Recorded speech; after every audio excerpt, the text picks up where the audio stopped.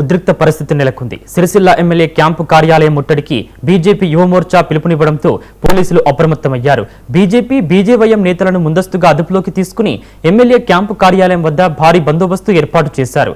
BJYM నేతలు ప్రభుత్వంపై తీవ్ర ఆరోపణలు చేశారు. స్థానిక బీఆర్ఎస్ నాయకులు అసాంఘిక కార్యక్రమాలకు పాల్పడుతున్నారంటూ ముట్టడికి పిలుపునిచ్చినట్లు బీజేవైఎం అధ్యక్షుడు రాజిరెడ్డి తెలిపారు. మున్సిపల్ వైస్ చైర్మన్ దార్ల సందీప్ రాజీనామా చేయాలంటూ అతనిపై కేటీఆర్ చర్యలు తీసుకోవాలని ఆయన డిమాండ్ చేశారు.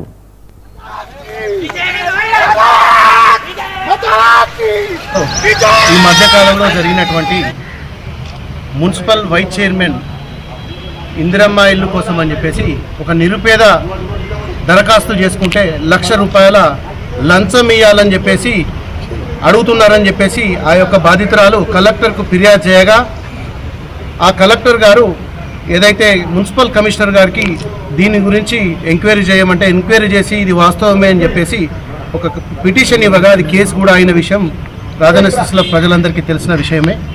ఏదైతే ఆ విషయం గురించి కేసు అయినప్పటికీ దానిపైన ఇక్కడ ఉన్నటువంటి పాలక వర్గంలో ఉన్నటువంటి మున్సిపల్ చైర్మన్ పైన కానీ దీనికి బాధ్యత వహిస్తూ అదే పార్టీకి చెందినటువంటి మున్సిపల్ చైర్మనే కానీ ఇక్కడ ఉన్నటువంటి స్థానిక ఎమ్మెల్యే కేటీఆర్ఏ కానీ దీనిపైన ఏ రకంగా కూడా స్పందించకుండా దీనిపైన ఏ చర్య తీసుకోకుండా